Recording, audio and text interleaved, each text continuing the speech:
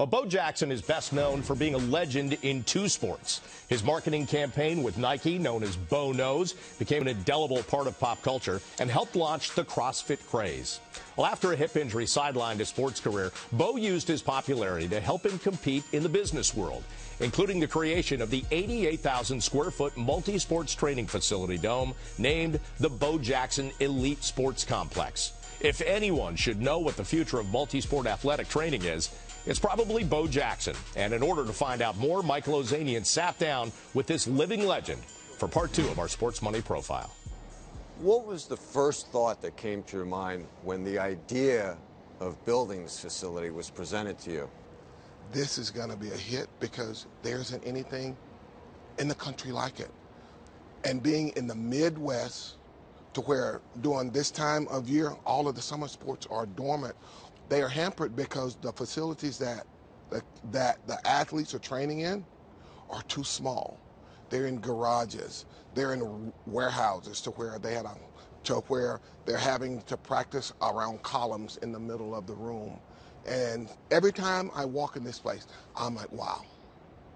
If I had this when I was growing up, I'd be a bad man. I would have been a bad man. Youth sports have become so much more specialized over the last several years.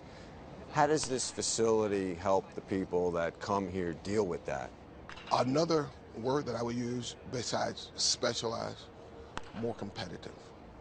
Everybody wants an edge. Everybody wants the newest, the next best thing. The competitive level in youth sports now is astronomical. For example, the day of the 2 to 3 sport athlete is gone in our book for this simple reason. If your kid's in high school and he's a basketball player, he plays on the football team, he plays baseball. Well, if he's trying to work to be good in all 3 of those sports, he's going to end up riding the bench in all 3 because the competitive level is so great out there that there's always going to be somebody out there that's going to be working a little harder than you, making the competitive, having that competitive edge. We never try to deter a kid from doing what they want to. We can give them our advice, and if they take it, fine. If they don't. What do you spend the most time thinking about when it comes to this place? I hope the dome is still inflated. That's the first thing that comes to my mind.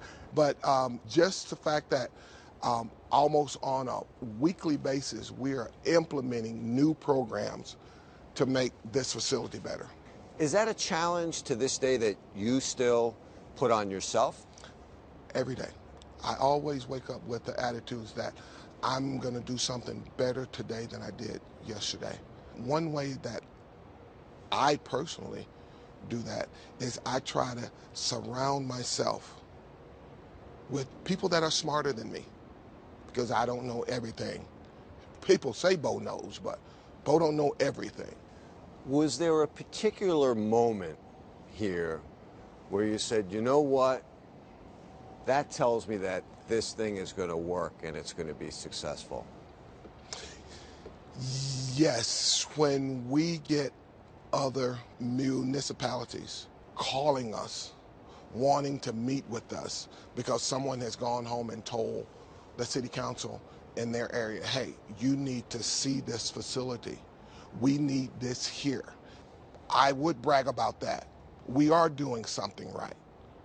And the world should know about it. We are